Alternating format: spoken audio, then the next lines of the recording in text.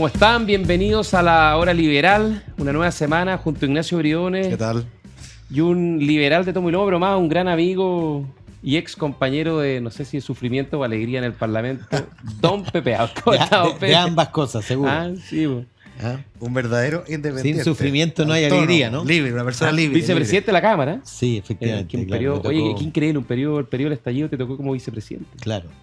¿Y cómo lo recuerda ese momento desde la testera? Como un momento en que el mundo se volvió loco. ¿Te Hay acuerdas de una esa? película, Sí, una película muy buena. claro, porque Mel Brooks. no sabía si reír o llorar. Toda la gente buscando el verbo rector pasó a ser sintonizar. ¿Ah? Todos querían sintonizar. Y el pánico cundió de una manera como reguero de pólvora. Es decir, todos pensaban la ola nos va a arrasar. Y por lo tanto había que hacer cosas para sintonizar. Un sacrificio para Y calmar ahí- la furia de los dioses. Exactamente. Sacrificios para calmar la furia de los dioses. Y personas extremadamente razonables en periodos normales se transformaron en tipos completamente irracionales. Absolutamente.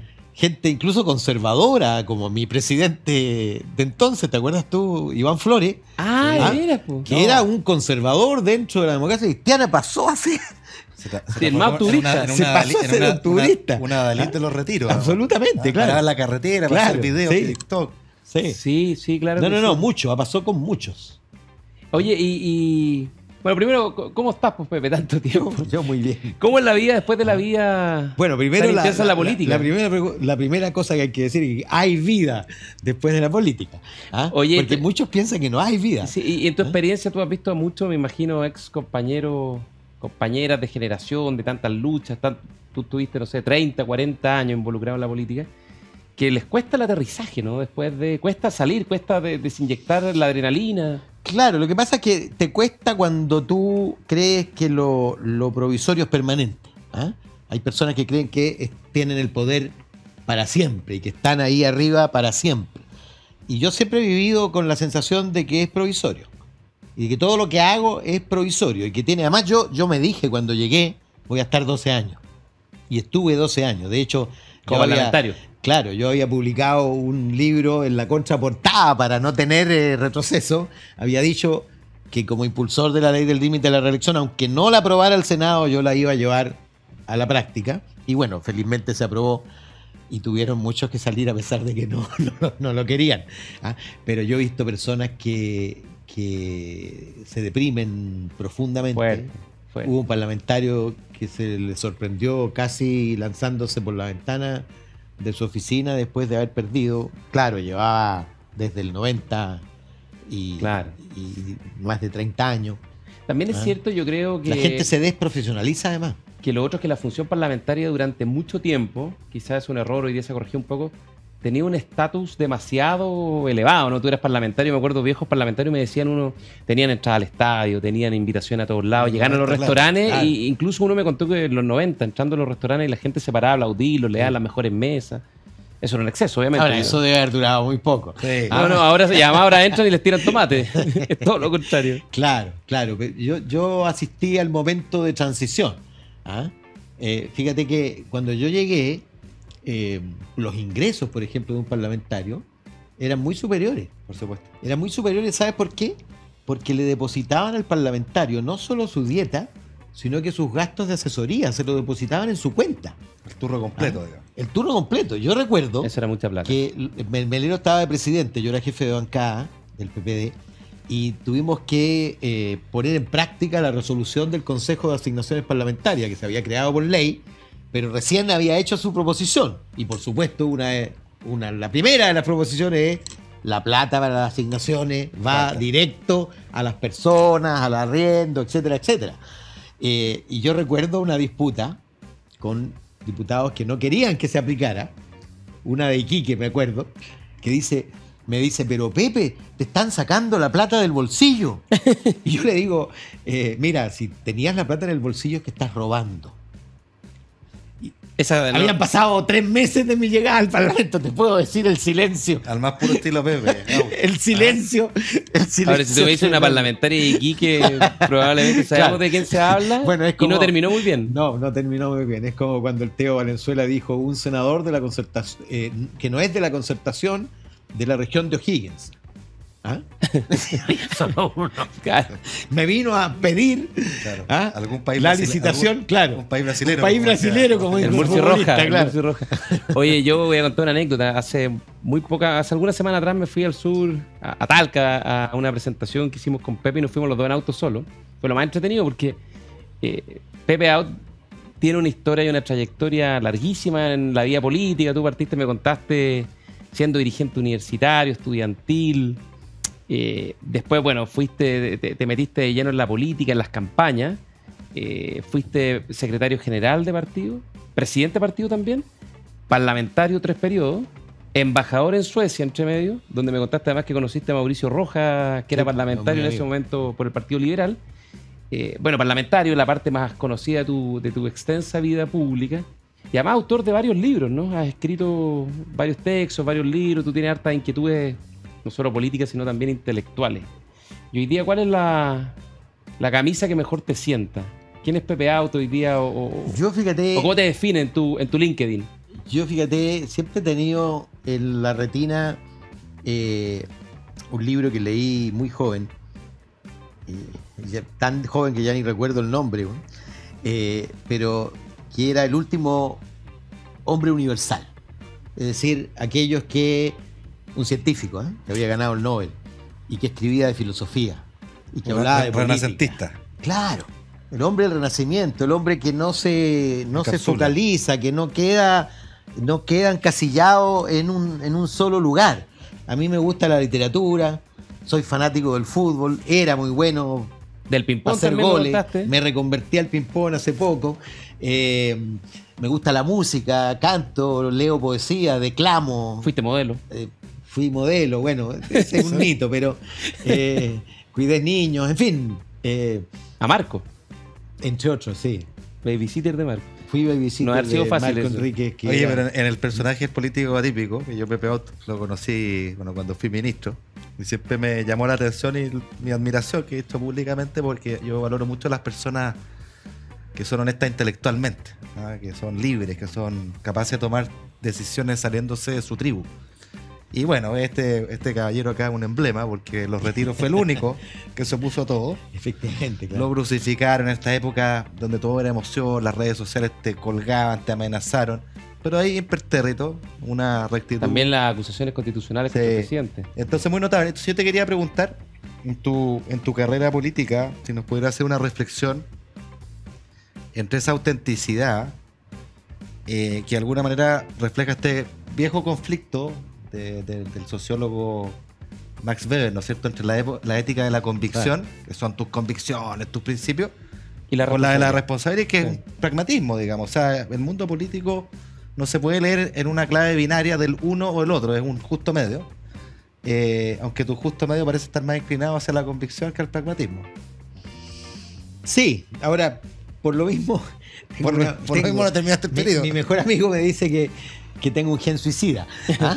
Y alguno me pregunta, oye, pero ¿por qué tú no seguiste más arriba? Que si yo digo, quizás justamente por eso, porque tengo una inclinación mayor a la ética de la convicción que la de la responsabilidad. Ahora no quiero decir que nunca he relativizado convicciones para asumir razones de Estado y de necesaria disciplina y cohesión.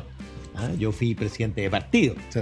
¿Ah? Pero Pero te aún tenés que comer sapo ahí. Sí, pero aun cuando era presidente de partido, yo, por ejemplo, fui el autor de las 2 listas de la concertación. ¿Se acuerdan ustedes?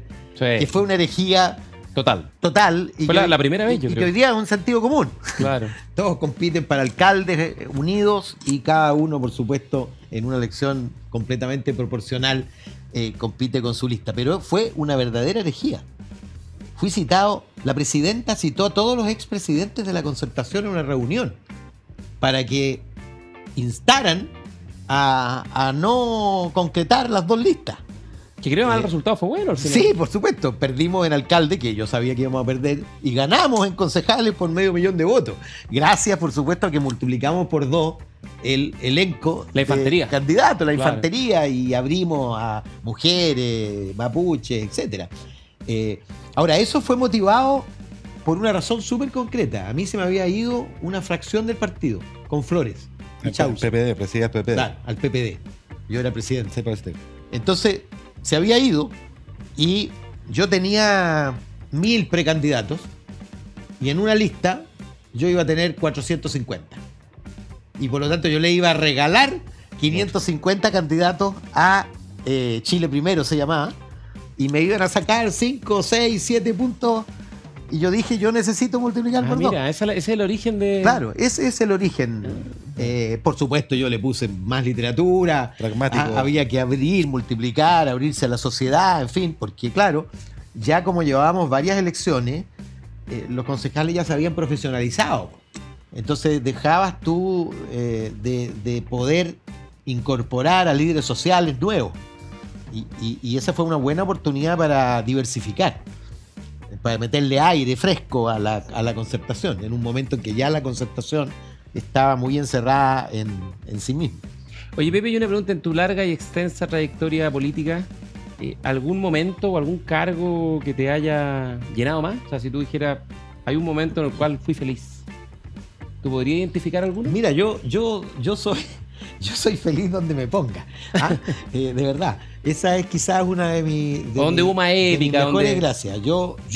Y eso es lo que yo le enseño a mis amigos y a mis alumnos y a mis electores y a todo el mundo. Mira, yo iba mucho a las graduaciones cuando era diputado y les decía, mire, hagan lo que hagan. Sean el junior de la empresa o el gerente de la empresa, háganlo con pasión. Háganlo como si todo dependiera de lo eso. que hacen ustedes. Y yo donde me ponga, fíjate que yo volví de embajador. Embajador es un cargo... Tú estuviste en Suecia, ¿no? Sí. Estuve harto, estuve 4 años en Suecia. Y durante Lagos. Y tú como embajador eres una especie de presidente. ¿Ah? Y todos te rinden pleitesía, señor embajador y qué sé yo. Yo, por supuesto, yo era el embajador que soy, digamos, jugaba la pelota, bailaba cueca, en fin, hacía todo lo que hago.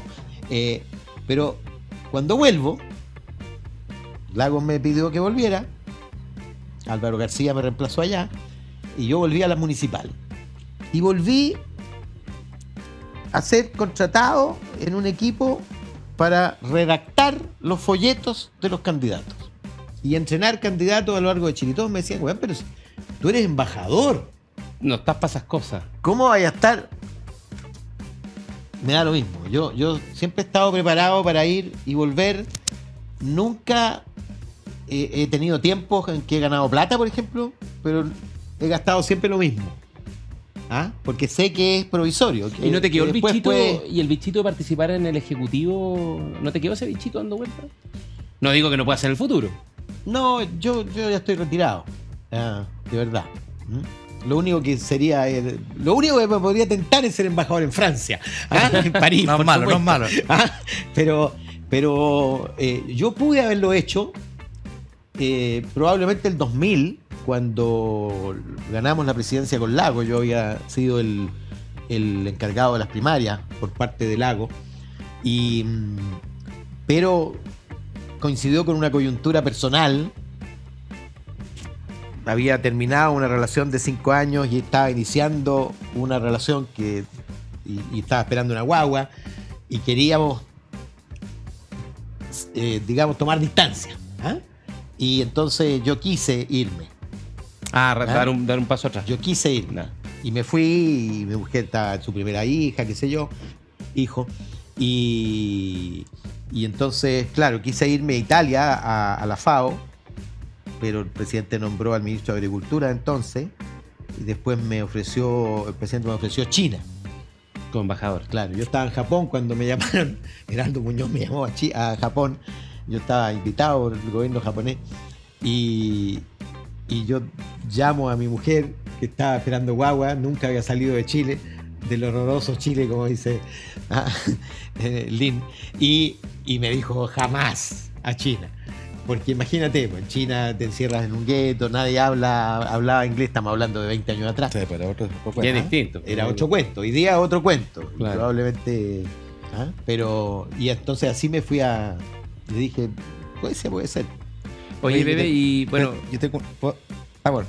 no, es que era para los dos la pregunta y ahí nos vamos a ir a una pausa, así que hay que posarla y después vamos a retomar y vamos a entrar en temas contingentes. Yo quiero que- dejar una posada también. que es lo que la gente quiere escuchar a Pepe, sobre todo por lo que viene, pero se estaba discutiendo en los últimos días una pregunta que se tomó prestada de Vargas Llosa, ¿no? Que si se jodió Chile. ¿Cuándo se jodió? Primero, si se jodió. Si se jodió y igual. segundo, ¿cuándo se jodió? No sé, Y Ignacio, yo, tú, y yo Pepe. yo la complemento, la pregunta, pues si la vamos a dejar planteada. Tú tenemos la gracia que tú estuviste 3 periodos. Por lo tanto, estuviste binominal y con reforma al sistema electoral 2015-2017. Sí. Entonces quiero preguntarte si tú notaste que el cambio en las reglas cambió también el comportamiento de los actores y que hoy día sea más difícil ponerse de acuerdo. Ya, vamos a hacer una cosa, vamos a una pausa y vamos a volver con estas preguntas para Pepe Auto. Vamos a la pausa y volvemos. Agricultura TV.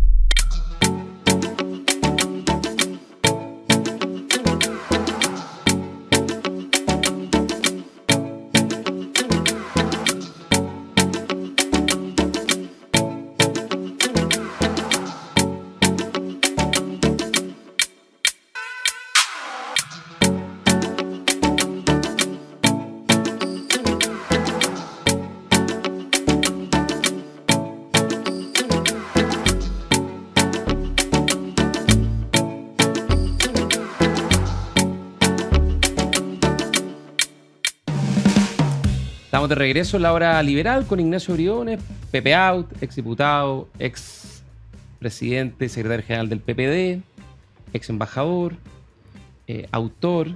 Puros ex. Y hoy día intelectual, analista, experto electoral. Hombre feliz, hombre feliz. Pero, feliz, pero sobre sí. todo yo creo que lo más interesante de todo, una mirada política que siempre pone una reflexión distinta. Y un poco yo creo que esa es la pregunta que dejamos planteada ante la pausa, es esta idea que se ha venido instalando que Chile se jodió, si es que es real o no, y cuáles serían las razones, y bueno, y qué se puede hacer, digamos, que hoy día tenemos un plebiscito a la vuelta de la esquina, pero ¿qué es lo que hay de fondo detrás de esto?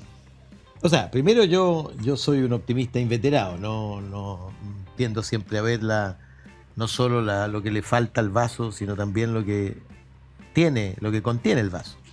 Y los países no se joden. Y no se joden nunca tampoco de la noche a la mañana. Y tampoco se joden por una sola razón. Yo creo que se equivocan los que creen que bastó que cambiáramos el sistema electoral para que comenzara el desorden. Yo entré al Congreso en el binominal. Sí. Por supuesto que era mucho más cómodo para nosotros los candidatos. ¿Ah? De partida la gente votaba por persona, porque era muy fácil identificar. Yo recuerdo cuando fui candidato había 8 candidatos, pero había 4 que estábamos compitiendo. ¿Ah? Y entre 4, obviamente todos te distinguen. Y el tamaño de tu sonrisa y el carisma y qué sé yo, el sombrero. el sombrero pasa a ser decisivo. Luego, cuando cambia, la gente tiende a votar por la lista de su candidato presidencial. De hecho, en la última elección que yo hice, que fue binominal, o sea, proporcional, hubo 89 candidatos en mi distrito. En tu distrito. Y por lo tanto, incluso mucha gente después que yo salí me dijo, pero yo no voté por usted porque no lo encontré. Pensé, En la maraña. No supe que era candidato. ¿Ah? Y es cierto que yo hice menos campaña porque era mi último, tampoco tenía una gran ambición. Pero yo saqué, recuerdo, 83.900 votos cuando en mi segunda elección. Pero claro, eran todos los votos de mi sector, po. Todo se concentraba. Y después yo empecé a competir con todos. Pero lo que quiero decir es que primero el binominal ya no funcionaba. ¿Ah? El gobierno de Piñera, que fue el último, dependió en el Congreso de 5 partidos.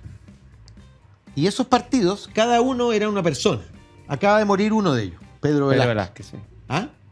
Pero Pedro Velázquez, Alejandra Sepúlveda, Pedro Araya Y Miodrag Marinovich de Magallanes. decidían, balanceaban si se aprobaba o no se aprobaba una ley y por supuesto cobraban. Y yo digo, yo prefiero una democracia donde los gobiernos tengan al frente colectivos con los que negociar. Ujú. Porque tú, claro, tú puedes negociar cuando hay un partido y hay un colectivo institucional. Pero el binominal ya había sido horadado. Horadado por candidaturas independientes que habían ganado en muchos distritos. De hecho, entró Boric. ¿Te acuerdas tú después? En la siguiente entró Boric, entró Jackson, entró el liberal, en Arica el amigo Vlado. Vlado Mirosevic. Oye, pero está bien que colectivo, tú estás con colectivos, pero ¿qué pasa cuando hay muchos colectivos? Ahí está Claro, yo creo que lo que faltó, ahora no había consenso para ello, yo lo propuse, es volver a la norma que prohíbe los pactos electorales. De manera que los partidos tengan que ser grandes si quieren existir. Y entonces los partidos chicos convergen y se desincentive al caudillo que divide el partido, constituye un partido chico y sigue sobreviviendo porque después pacta. Claro. ¿Ah? Pero sin hacer apología al binominal, digamos, centrándose más bien en el cambio, ¿tú notaste que hay mayor dificultad de conversar y de negociar cuando está tanto atomizado el Parlamento? Por supuesto. Yo noté eso no desde que cambió el sistema. Lo noté ya cuando había entrado, incluso antes de entrar. En el periodo previo a que yo entré, cuando yo era presidente del partido, había un grupo de díscolos de la Concertación. La Concertación tenía mayoría, pero tenía un grupo de díscolos que lideraba Marco Enrique Ominami. Sí, partió muy fuerte en Bachelet 1. Sí, claro. Y que hacían el balance. Porque el incentivo ¿qué es lo que pasaba en el binominal? El incentivo a ser díscolo era muy fuerte, empezó a ser muy fuerte. Después de que se terminó la disciplina, porque al comienzo era el temor al retorno. Y por lo tanto todos se disciplinaban. Hasta Chausson tuvo que cerrar la comisión de cheques, ¿se acuerdan? Sí, de los pinocheques, porque bueno... No, la moneda le vieron que negociar. Obvio, razón de Estado y ya, listo. Pero eso empezó a perder fuerza. Uh-huh. Entonces, el incentivo para existir, tú tenías que diferenciarte. Entonces, el discolaje empezó a crecer. La capacidad de disciplinamiento desde el gobierno, de sus propias filas, empezó a caer. Es lo que le pasó a Bachelet 2. Lógico. Tenía mayoría y no pudo ordenarlo. Y no pudo. Entonces yo lo que creo es que el cambio de régimen electoral finalmente lo que hace es asumir una realidad. O sea, transparentó algo la que realidad se estaba produciendo. que ya se estaba produciendo. Porque, ¿sabes lo que pasa? Chile es un país pluripartidista. E intentar meterlo en el esquema americano de dos grandes partidos es como meter un toro en un lugar que no... O sea, que yo tengo una teoría que es bien coincidente, porque yo creo que hay cosas que se han estudiado poco, pero yo creo que sí produjo obviamente un cambio muy grande el cambio del sistema electoral, pero yo creo que hay dos elementos que fueron bien relevantes, que fue, bueno, una cuestión propia de las circunstancias, digamos, que es la salida de Pinochet de la comandancia en jefe, bueno, y su fallecimiento posterior, porque finalmente yo diría la década del 90 la figura de él era un partidor de agua en la política, y a medida que se empieza a disipar, empiezan a aparecer las fuerzas entrópicas, ¿no? Y lo otro, el acortamiento del periodo presidencial, porque debilitó la presidencia. Chile, el régimen presidencial es muy fuerte, hay un presidente de 6 años, que es un periodo largo, pero tenía mucho más poder. Porque tú sabías que iba a estar 6 años y bueno, el cambio del sistema electoral... ¿Sabes por qué tenía tanto poder? Porque intervenía no solo en la elección, sino también en la reelección del mismo diputado. Claro, porque había un porque le quedaban election. 2 años más. Sí, pues había una... Claro. Pero dale. No, pero está bien. O sea, hecho el diagnóstico en el statu quo, en la situación que tenemos hoy día, ¿qué cambios crees tú que son relevantes para siendo respetuoso de esa tradición multipartido? Que no se trata de subsumirlo en 2 bloques, eso era el binominal, pero tampoco podemos convivir con 23 partidos, eso es una locura. Déjame decir. Estamos todos de acuerdo. Y dicho eso, ¿cuál es tu análisis respecto a la propuesta que hicieron los expertos y que está recogida en el texto constitucional de este umbral de 5%? ¿Ayuda o no ayuda? ¿Cuánto? Yo creo que no ayuda casi nada. Lo que yo haría, y que es la fórmula inmediata porque está aprobada, se probó en los años 50. ¿Sí? En Chile. Nosotros vivimos en Chile en los años 50 un proceso de fragmentación y el Congreso instituyó la prohibición de pactos electorales y liberales y conservadores devinieron en el Partido Nacional. Y fíjate que el 69, no voy a hablar del 73 porque estuvo marcado casi por una bipolaridad, pero el 69 nosotros teníamos distritos de hasta 18 escaños. Lo que te prueba que el tamaño del distrito no tiene nada que ver. De 1 a 18 escaños. Y había, el promedio era 7, 8. Mucho más alto que ahora. ¿Y sabes cuántos partidos se eligieron? 5. 5. 5 grandes partidos. En la Unidad Popular habían 5 partidos con que representación representaban parlamentaria. 5 grandes corrientes de la Claro. sociedad. 5. Hoy día hay 21. La pregunta es cómo tú tienes Y pocos luego- partidos fuertes. Perdona. Y luego no había independientes fuera de pacto. Ninguno. Claro. Porque el problema no es solo que tienes 20 partidos. El problema es que tenéis 35 diputados independientes. Que cada uno es un partido que son unipersonal. Son un partido en sí mismo. Claro, Entonces, 1, prohibición de pactos electorales. 2, subir el umbral para las candidaturas independientes, porque la gobernabilidad requiere de La cantidad de colectivos. firmas que hay que presentar. Bueno, Obvio. Oye, Claro. de hecho, la mejor Requiere prueba de de colectivos. la mejor prueba de la disfuncionalidad de los independientes fue la primera convención. ¿no? Imagínate Oye, perdón, tú. y tenemos lo que Tercero. dice Ignacio tiene razón, perdón, que en la convención constitucional, la fallida, la anterior, se bajó el umbral para facilitar a los Claro. independientes. Y Oye, con las y cosas, pues, ¿qué pasó? juntáis ¿Qué pasó? 30 firmas y Lógico. estáis. Tercero, los recursos para el apoyo, la presentación de proyectos y todo eso no tienen que ir a los individuos, tienen que ir a las bancadas. Claro. Tienen que ir a las bancadas. Todo está organizado para estimular parlamentarios. Yo creo que lo más grave del Congreso, más que la fragmentación política, es la individualización de la política. El discolaje, Sí, claro. sí. ¿Ah? Cada uno es un partido en sí mismo, incluso cuando son consagrados militantes en el Senado. Cada senador es un partido en sí mismo y Sí. cobra lo que quiere Oye, cobrar. Oye, sí, yo como siempre trato de explicar ahí pedagógicamente, cuando uno es ministro trata de negociar, primera dificultad, Claro. 21. Claro. Pero después te da la mano con el jefe del Sí, partido y en el matinal de turno, en el día siguiente, el diputado estrella te lo desconoce. Exactamente. Hasta ahí llegó a tu acuerdo, Obvio, digamos. obvio. Y tenéis que ir a cada uno al final. Bueno, entonces, recursos. Luego, las acusaciones constitucionales. ¿Tiene sentido, dime tú? Yo no sé cómo el Consejo Constitucional no modificó esto. Creo que lo modifica. Algo pusieron. Lo ¿no? modifica subiendo de 10 a 15 las firmas para presentar una acusación constitucional. Pero dime tú, Pues Gonzalo, papa. ¿tiene sentido que para interpelarte a ti como Necesita ministro 40. se necesite un Pues tercio? 43 firmas, Un sí. tercio. Un tercio. Sí, es una. Y para acusar constitucionalmente haya la exigencia de 10 o de 15, da lo mismo. es un sinsentido. Porque ¿sabes lo que pasa? Sí. Tú bien sabes. Cuando yo preguntaba, oye, ¿te parece la acusación al presidente? Estáis loco, me dice, una locura. Pero bastaba que consiguiera 10 Pamela, Giles y Para otros arriba, más para hacerse famoso. para hacerse famoso. Siempre 10 loquillos. Y después todos se alineaban. Sí. Y el que no se alineaba sufría. Ah, Sí. bueno, tiene que parar eso. Y la manera de pararlo es subir el umbral, porque es muy difícil que haya un tercio de locos. ¿Ah? Es más difícil. Es más difícil. Puede pasar, pero va a pasar cuando sea seria la acusación constitucional y no por cualquier Cuando cosa. la locura tenga alguna y no por cualquier justificación. cosa. Sí. ¿Ah? Luego, el manejo de la inadmisibilidad o inconstitucionalidad de los proyectos. Claro, no Yo puede- declaraba inconstitucional un proyecto porque el secretario de la Cámara lo Sí. declaraba y el diputado decía, pido votación por la admisibilidad. Exactamente, nos tocó verlo. Y más bastaba por un voto para que algo completamente, flagrantemente inadmisible pasara a ser admisible. Bueno, Falacia ad populum. ¿por qué no se subió a 2/3 para ganarle a la mesa de la Cámara la Claro. admisibilidad? O por último, una segunda instancia técnica que resuelva. Pero punto. Pero no puede estar... Oye, esas eran cuestiones No, básicas. no puede ser ad populum, por No, mayoría simple de obvio. definición admisible. o no Esas admisible. cosas no se discutieron. Ahora yo No sé si se no discutieron, la yo las escuché a nadie. propuse, pero son cuestiones básicas. Po. Sí. Y por eso digo yo, lo que hicieron en materia de régimen político, francamente, primero eligieron la peor de las medidas, porque no va a durar un proceso electoral. Porque el día, El umbral del 5%. viejo, el día que el diputado de Magallanes, primera mayoría, 45% de los votos, pero de un partido que no está presente en la región metropolitana, y el que no está presente en la región metropolitana no va a ser jamás. No, el 5% actual presidente de la nacional. República nunca hubiera sido Nunca. parlamentario. 5% nacional no va a ser jamás un partido que no es Claro. fuerte en la región metropolitana.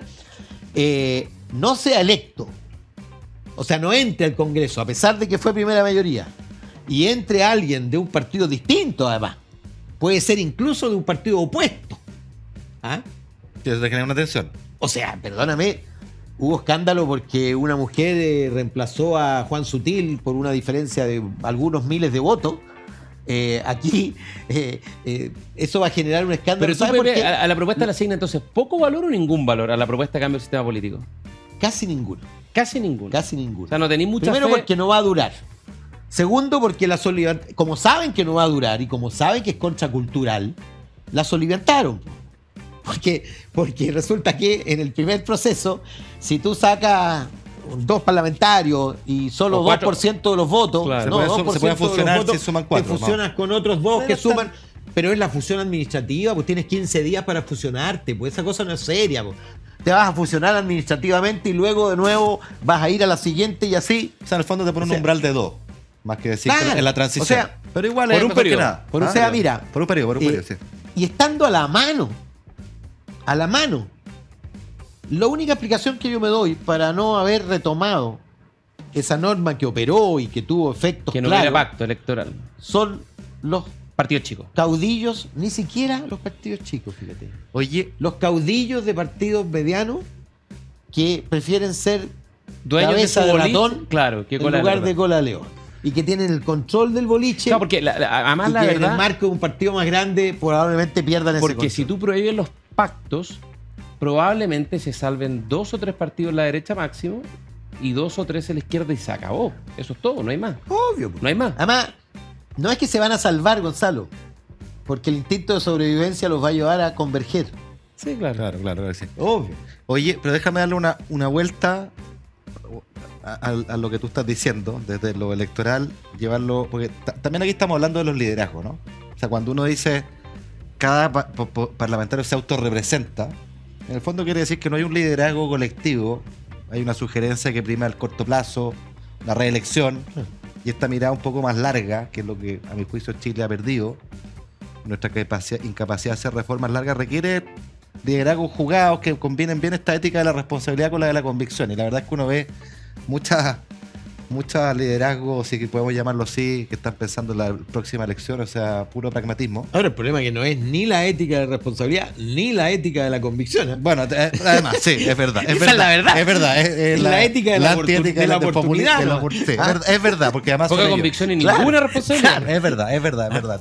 Tienes razón. ¿Ah? Pero ¿cómo? O sea, ¿por qué los políticos que uno más admira en la historia de Chile, afuera, tienen todo este talante que es que de alguna manera son personas que tomaron el costo, tomaron la apuesta, el riesgo de sacrificar el corto plazo y se podrían haber ido para la casa y poner adelante el largo plazo? ¿Ah? Si pensamos en Elwin, si pensamos afuera en Churchill, todos tienen esa mirada que es como larga, ¿no? Ahora, Churchill no tenía mayoría en su momento justamente por eso. No, Churchill fracasó durante Sí. 30 años hasta Sí, que ganó la guerra bueno, mundial. Y después volvió a fracasar. Claro. Pero fue Churchill, ¿no? Sí, pues, quedó en la historia. O sea, ¿cuánto es de incentivo del sistema electoral y cuánto es de otros cambios que han pasado? Porque a lo mejor tú me puedes decir, Tú dices, ¿sabes te qué? falta liderazgo, que hoy día Sí. es más difícil encontrar liderazgo. Sí. Privilegian la corta todo el rato. Yo creo que el inmediatismo en la sociedad en general es mucho mayor que antaño. Es decir, el tiempo que se proyecta a la gente, ¿ah? La visión de futuro, digamos, es más corta hoy día. La gente piensa en los siguientes 3 meses, no piensa en los siguientes 3 años, menos en los siguientes 30. Lo vimos con los retiros, el 99% retiró. ¿Ah? Uno habría pensado que los más necesitados, los que estaban en crisis, pero retiró todo el mundo. ¿Ah? Y las urgencias determinan mucho más las conductas presentes que antes. ¿Ah? Y a pesar de que las urgencias de hoy son menos urgentes que lo que era urgente hace 30 años, cuando había pobreza, cuando había... ¿ah? Hoy día, digamos, somos un país mucho más rico que Yo antes. creo que un poco la pregunta ¿Ah? que te hace Ignacio, y tú eres puedes atestiguar bien esto, porque uno cuando a medida que envejece, no sé si se pone más conservador o no, pero tiende a idealizar más el pasado. Entonces, Sí. la pregunta es, a comienzos de los 90 tuve una reunión política, una reunión de gabinete, y estaba, no sé, Silva Sima, Francisco Cumplido, Edgardo Benninger, versus una reunión de dirigentes políticos los últimos 3, 4, 5 años y los presidentes, por no nombrar alguno para no ser odioso. ¿Ha bajado mucho el nivel? O sea, es como el fútbol chileno, Mira, que tú miras los partidos sí. de primera edición y dices, bueno, en los 90 estaba Gorosito, estaba Costa, estaba Sergio Vázquez, estaba Leo Rodríguez, estaba Marcelo Espina. A mí me preguntan mucho eso. Me preguntaban mucho cuando era parlamentario en el último periodo. Y fíjate que yo no tenía la impresión de que mis colegas del tercer periodo fueran inferiores a mis colegas del primer periodo. Ok. Incluso yo mismo no consideraba que los colegas del primer periodo eran inferiores a los colegas de periodos antes, con los que yo interactuaba como secretario general, como presidente del partido. Yo hasta fui coordinador de asesores, jefe de asesores de la bancada del PPD a principios de los 90. O sea, conozco ¿Los conociste bien? bien a toda la secuencia. Y fíjate que, primero, en términos de nivel educacional, el nivel educacional de hoy, o por lo menos no me voy a referir al de hoy que no lo conozco tan bien, pero el de mi último periodo, que fue el anterior, Es mayor. era superior Sí. al de mi primer periodo y también al de Altán. Por supuesto había más jóvenes Ahora. en mi primer periodo, En tu en mi primer tercer periodo. en tu quiero tercer decir. periodo. Había más jóvenes que en el primero. Y ese fue el del proporcional, entraron más jóvenes, eran más preparados. Lo que pasa es que cuando uno mira el pasado, uno recuerda a los líderes, a los que brillaban. Cuando miras el presente, uno tiende a mirarlos a todos. Es verdad eso. Y claro, entonces tú comparas el equipo entero con la selección. Claro. Y es una comparación injusta. ¿Ah? Habría que comparar los mejores 5 con los mejores 5. O la banca del pasado con la banca claro, del presente. exactamente. Porque diputados mediocres hubo siempre. Sí.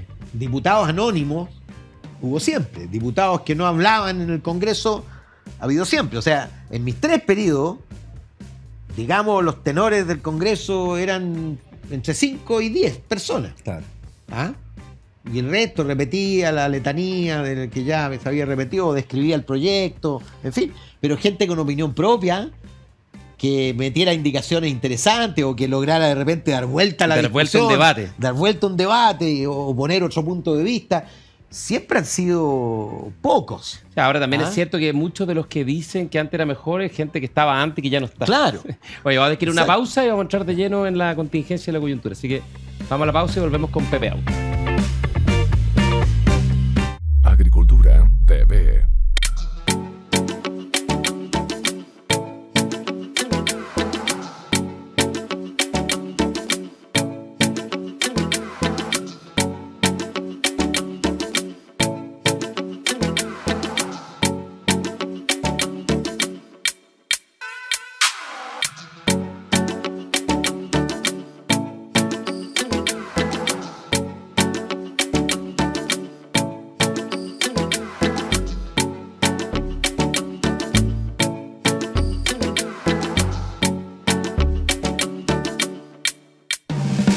Ya, volvimos con Ignacio Briones, Pepe Out. Está buena la conversa. ¿Ah? Se nos ha pasado volando. Y te quiero hacer una pregunta precisa y directa de la contingencia. Estamos a pocos días del plebiscito. Tú has hecho algunos pronósticos. Entonces, primero te quería pedir si puedes profundizar un poco en tu pronóstico y explicar qué crees que va a pasar. Pero mucho más interesante que los pronósticos, por eso al final vamos a saber el resultado, es cuáles crees tú que van a ser las consecuencias políticas del plebiscito para el gobierno, para la oposición, o las oposiciones, y para la centroizquierda. A ver, despachemos rápido el pronóstico. Mi pronóstico al día de hoy es que van a votar válidamente 11 millones y medio de electores, más 1 millón de votos blancos y nulos. Es un poquito menos que el anterior. Anterior fue 13,5, 12,8 ¿no? millones de votos válidos hubo en el O plebiscito. sea, 1 millón menos. 9,5 hubo en la elección Ya. del Consejo Constitucional de Perfecto. votos válidos. Aquí yo calculo 11,5. Lo que pasa es que cuando tú tienes una papeleta donde tienes que elegir entre muchos nombres, tiende a haber muchos más blancos y nulos. Tú sabes, hubo 2.700.000 Claro. blancos y nulos en la elección. Ahora eso se va a reducir a 1 millón. Ahora aquí Que sí, igual es sí o no significativo. nomás. Claro. Claro, aquí es sí o no, digamos, contra o a favor. Yo estimo 6,4 millones para el en contra y 5,1 millones para el a favor. O sea, gana el en contra y por unos 10 puntos de diferencia. Por 1.300.000 votos, un poquito más de 1 millón. De hecho, yo se apuesta con el Checho Irán aquí en la radio. Yo pierdo si es menos de 1 millón de votos la diferencia. Porque era un poco abusivo apostar simplemente a que gane el en contra y que gane Claro. el a favor. Las consecuencias primero, las consecuencias serán de la misma intensidad que la elección. Es decir, consecuencias pocas, provisorias. ¿Ah? Primero, el gobierno pierde o pierde. Porque la elección es entre dos constituciones, la constitución vigente y la constitución que se propone. De hecho, mi tesis es que el plebiscito dejó de ser plebiscito y pasó a ser una elección entre dos constituciones, entre dos maneras de cerrar el proceso. O sea, tú eres de los que piensan que se cierra sí o sí este proceso. Bueno, eso piensa la mayoría de la gente. La UDD pregunta, de hecho, ¿usted quiere que se cierre? El 75% quiere que se cierre. Y le preguntan, ¿con qué opción cree usted que es más posible cerrar este proceso? 50% dice con el en contra, 34% dice con el a favor. Casi la misma relación que quiere cerrar de voto en contra y a favor. Entonces se le cayó el principal argumento que tenía el a favor, que era, con esto cerramos. Pero resulta que la gente mayoritariamente piensa que es mejor cerrar que el en contra con una constitución que le gusta a la derecha, naturalmente, y que ahora, por arte de oírle Billoque, la izquierda, que la consideraba la de los cuatro generales, ahora se da cuenta que ya no era lo de los cuatro generales, sino que había experimentado un conjunto de transformaciones, entre ellas la eliminación de los enclaves autoritarios, y que había sido era tan distinta de la original, al punto de que fue publicada nuevamente bajo la firma en 2005 del presidente Lago y de varios de sus ministros. Pero una pregunta, entonces, pero el triunfo ¿no crees que le dé un aire al gobierno para reimpulsar su reforma y una agenda más originaria? No, yo creo que al día siguiente la evaluación del gobierno, en 2 semanas la evaluación del gobierno va a volver a ser la misma que antes de, por supuesto que siempre es mejor para un gobierno que ha perdido además de manera flagrante 2 elecciones consecutivas y de manera abrumadora. Obviamente que no perder una elección, pero no perder no significa ganar, po. O sea, no tiene ninguna posibilidad de ganar, ya perdió. ¿Y sabe por qué perdió? Además, porque se le cayó al presidente Boric una de las 2 cartas que podían salvar su gobierno: la nueva constitución y la previsión. Solo le va a quedar la previsión. Y si se le cae la previsión, bueno, la gente después de 4 años entonces podrá preguntarse ¿y para qué? La constitución lo salvaba, finalmente, para que nos diéramos una nueva constitución para todos los chilenos. Pero ustedes imaginan lo que va a decir esa noche el presidente Boris si gana en contra. No lo va a hacer con una sonrisa a los labios. No, porque va a tener que constatar el fracaso. Ahora, lo más probable es que llame a la unidad, llámelo a tomar el diálogo, etcétera. Desde ese punto de vista, claro, por supuesto, no niego que es mejor para el gobierno que se rechace a que se apruebe. Pero probablemente es un discurso más parecido a uno que habría hecho Sebastián Piñera a uno del Boris original. En el escenario que gane el contra, claro. Quizás la conclusión, el efecto político más relevante es el efecto sobre las candidaturas presidenciales. A ver, ¿y cuál sería el efecto en particular sobre José Antonio Kast de conseguir su propósito de dar vuelta al resultado? Es decir, si llegara a ganar el a favor, por supuesto se arranca con el caballo ensillado. Y queda muy cerca de la moneda. José Antonio Kast, y queda muy cerca de la moneda, eso es evidente. Claro, se apuesta el resultado. Lógico. Y aún un resultado estrecho, también le sirve. 49, 48 le sirve. ¿Sabes por qué? Yo soy de la idea de que esto fracasó en parte porque la presidencial metió su cola. Porque José Antonio Kast en algún momento yo lo vi dispuesto, pero a partir de cierto momento cambió y dijo, yo quiero que Boric esté al frente. Sí. Boric y el Frente Amplio los quiero al frente. Es decir, él eligió una constitución que fuera un enfrentamiento con la izquierda. Bueno, de hecho, recuerda tú cuando después de la elección de convencionales, con la tremenda mayoría que obtuvo republicano, él salió rápidamente a decir una frase que yo recuerdo siempre. Sí. Que no se iban a llevar la pelota para la casa, digamos, que iba a ser la constitución, iba a ser para todos los chilenos. Exacto. Pero después todos pensamos que, claro. Después cambió. Al par de meses, después de los expertos cambió. Y cambió al punto de que hizo lo mismo que había hecho Jackson. Jackson dijo, para hacer nuestros programas de cambios estructurales necesitamos el apruebo, y este dijo, para gobernar necesito un camino pavimentado. Por eso yo venía escuchando en la radio ahora su spot radial, él se echó sobre los hombros el impacto del resultado. Y por supuesto, si el resultado es muy abultado en favor del en contra, se va a ir para abajo su candidatura. y si el resultado es cercano o llegar a darlo vuelta, Queda muy fuerte. queda muy fuerte. Por eso yo nunca entendí el entusiasmo de la UDI detrás de Kast, porque están trabajando para él. Claro. ¿Ah? ¿Cuál- Están cuál- trabajando qué- para él. ¿Qué es lo que ha abultado? ¿Qué es lo que es una derrota abultada? ¿Bajo qué? 60-40, Ya. Ahí. de 55-45 va bajo O 45. sea, más de 10 creo yo. puntos de diferencia. Bajo ya- 45 creo yo es malo. Mal. Es malo sobre todo porque la derecha sacó 56% en la elección reciente, la más reciente. Ahí hay un cierto 56, umbral. 53 era 50. Ya ni me Bueno, acuerdo, pero porque alto, era 38 No, pero- más pero- 21. pero es verdad que la- histórico, digamos, claro. en cualquier caso. La segunda vuelta Boric Kast fue de 45-55 más o menos, ¿no? No era 56 porque 35 sacó 35,8 sacó Republicano y 21 sacó Chile Fue Vamos. 53. No, 56. po. 56. A ver, 35 más 21. 56 también. 56. 56, claro. 56. Qué histórico, 56%. eso. Oye, eso no ha existido nunca en No, la por historia. supuesto. Sí. Pero por eso yo pensé, fíjate, siempre pensé, yo lo sugerí incluso a quien me quiso escuchar, porque yo sugiero transversalmente, que apretara el botón de pánico. De que no hubiera constitución, no hubiera texto. O sea, es mejor que arriesgarse, o sea, que regalarse una derrota electoral. Estaba hablando desde el punto de vista de los republicanos que se están Claro. autoinfligiendo. Lógico, se están autoinfligiendo una derrota. Ya, La y- imagen de triunfo que tuvieron. Pero esto es interesante volviendo a la racionalidad en política versus la emotividad o el corto Claro. plazo, porque la lógica puramente racional, dado tu liderazgo en el proceso, porque tuviste un resultado espectacular, tú tenías dos caminos, ¿no? Uno es comprar un seguro, que es decir, sabes que no voy a querer la constitución que tiene todo lo que yo quiero, pero tiene buena parte de lo que quiero, y va a maximizar la base de apoyo porque además lo vamos a acordar con la centroizquierda democrática, llamémoslo así. Camino número uno. Camino número dos es el doble o nada, ¿no? Ir al casino, doblar la apuesta y si te resulta bingo. O sea, Claro. como tú dices, te vas como tubo para arriba, pero con un riesgo de fracaso, digamos.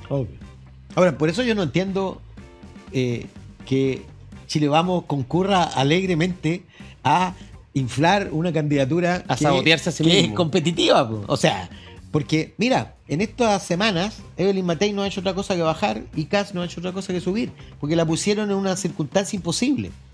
¿Por qué? Porque, bueno, decepcionó a sus votantes del en contra y, por supuesto, no compite con Kast respecto de sus votantes de la favor. Ahora, paradójicamente, ¿Ah? si se produce tu escenario central, esta diferencia importante a favor del en contra, paradójicamente a Evelyn Matei entonces le puede entrar un poco viento cola. Yo creo que sí. Yo creo que sí. Claro, porque ella marcó puntos durante el proceso, ¿cierto? Claro.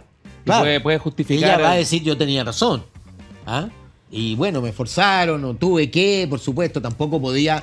La pusieron en una situación imposible, porque ella no podía no seguir a la UDI en su No. apoyo. No podía. ¿Y qué pasa con la centroizquierda y la izquierda, no? ¿Qué pasa con eventualmente Carola Tobá, Camila Vallejo, que son las que se proyectan como las... Bueno, ellas han estado ausentes de este proceso y por lo tanto no van a ser tocadas por él. Tampoco que estén tampoco tan- pero la candidatura oficialista, y ese era el cuento también de Kast, porque Kast estaba... mira, yo hace unos 4 meses atrás en el podcast que tengo con Belolio dije, creo que no, fue en la parte no, porque lo hacemos en un teatro una vez al mes. Y dije, aquí yo visualizo que vamos a tener una segunda vuelta germano-alemana. ¿Ah? Sí. Todos se rieron, muchos dijeron, está loco este gallo, y luego empezaron las encuestas a poner en primerísimo y segundo lugar ¿Tú crees que eso uno y otro. lo ves posible hoy día? Lo veo muy posible. Sí. Ahora, yo decía entonces, salvo que ocurra algo aquí en el plebiscito, que efectivamente puede hacer variar, porque la apuesta de Kast es, yo me hago hegemónico en la derecha y al mismo tiempo fortalezco a la izquierda para que haya un competidor de izquierda. Nos Porque encontramos en segunda él vuelta sabe, lo más a la izquierda posible. él sabe que solo puede ser presidente si compite con un oficialista y en particular con una comunista. Claro. ¿Ah? Porque si compite en segunda vuelta con Evelyn Matei está frito. irremisiblemente perdido. ¿Ah? Todas las encuestas que han hecho preguntas sobre eso, y es obvio, ¿no? Es obvio. Es obvio. El Le Pen Chirac, digamos. Exacto. Oye, El de tú- Ben Chirac el 2002. ¿Y tú ves algún outside de otro mundo Bueno, sociales, políticos. ¿Quién es convidado? primero hay Piedra? muchos candidatos a ¿Quién es Milei. con- quién es Hay convidado? muchos candidatos Sí, a Milei. sí, po. Yo el otro día escuchaba a Kaiser que decía que Lo está pensando. él no era partidario, él no era seguidor de Milei era seguidor de él. ¿Ah? Ha dicho el cambio cultural que producimos en Sí, Argentina. sí, claro. A Parisi también le entró el alma al cuerpo con lo de Milei, también quiere ser Milei. No creo que haya espacio. La Tere Marino y también por los palos. Yo creo que hay candidatos a Milei. Ahora, es contingente cómo le vaya a Milei, digamos, pero Por dejemos supuesto. aparte. La desgracia que tiene es que justamente va a ser al cabo, en la elección nuestra, va a ser definida, por lo menos las candidaturas, en el periodo más complejo de la gestión de Milei. Un infierno. Por lo tanto, va a ser un infierno. En 2 años No va más, a ser referente. Argentina puede estar conociendo a Argentina puede estar en Sí, cualquier claro, cosa. absolutamente. Entonces, no auguro mucho. Yo creo que ha hecho bien Kast en no pegarse tanto a Milei. Porque queda mucho. Queda mucho. Queda mucho. Y él sabe eso. Yo qué creo, mira, va a haber una primaria oficialista sin duda, ¿no es cierto? La primaria oficialista entre Carolina Toay y Camila Vallejo, muy probablemente, que puede ganar cualquiera. Va a depender de lo que haga el tercer factor, porque la alianza de gobierno hoy día tiene tres factores: socialismo democrático, el PC y el Frente Y Amplio. Frente Amplio. Y va a depender mucho de lo que haga el Frente Amplio. Y tú en el mundo de la DC ahí no veis nada que puede pueda dividir. aparecer. No, o sea, no queda nada. Orrego. Es que bueno, eso ya no es DC. Orrego ya no es DC. Orrego va a depender de si se reelige o no se reelige, porque va a ir a la reelección. Y probablemente, porque si gana la reelección, ¿Qué la haga? gana con amplia mayoría. con 2,5 millones de No, votantes. son hartos votos. O sea, la Voto base, obligatorio, Sí. la segunda vuelta, que de todas maneras va a haber, pueden ser 3 millones de votos. Y con 3 millones de votos, cualquiera entra a conversar. Es competitivo. Cualquiera entra a conversar. El problema de Claudio Orrego es desde dónde. Mm. El problema para su candidatura a gobernador es desde dónde la hace. ¿Con qué base? Claro. ¿Desde dónde la hace? ¿La hace en un acuerdo con el oficialismo de omisión? Porque él no va a ser candidato del oficialismo. Pero probablemente necesite omisión del oficialismo. ¿Estará dispuesto el oficialismo a omitirse en favor de Orrego? Con 2 millones y medio de votos de Bolsón, no es tan fácil dejarlo. Por eso digo, es compleja su situación. Es un ejercicio de ingeniería política muy, pero muy complejo. Oye, me están retando, nos pilló el tiempo. Recuerda que él ganó la segunda vuelta con el voto de Karina la Oliva. derecha contra Sí, Karina Oliva. la Karina Oliva, que además sufrió un percance en medio de la campaña. Un percance, una manera elegante de decirlo, digamos. ¿ah? Oye, nos pilló el es que tiempo, si no me nos están metíamos en retando. otra conversación. Nos alargamos mucho. Sí. Gran invitado, Pepe Out, muy entretenida la conversación. Muchas gracias por acompañarnos en la hora liberal, Ignacio Briones. Todo buenísimo, Siempre un sí. gusto. Oye, siempre le pedimos una recomendación de un libro, una serie o algo en el recomendado en la hora liberal. ¿Algún libro que tú quieras recomendar? ¿Serie? Pucha, ¿Disco demasiado de libro. música? Acabo de terminar un libro que es, pero es demasiado. Son 517 páginas más 90 de referencia bibliográfica. Delirio Americano. Se llama Delirio Americano, pero no se lo recomiendo a cualquiera, pero a quien le guste la historia, a quien le guste las vanguardias artísticas y las vanguardias políticas en América Latina, es una obra monumental. Delirio Americano, Carlos Granés. Monumental. Carlos Grané. Bueno, sí. Ya, nos vamos, nos pilló el tiempo. Nos despedimos, Pepe, Ignacio, chao.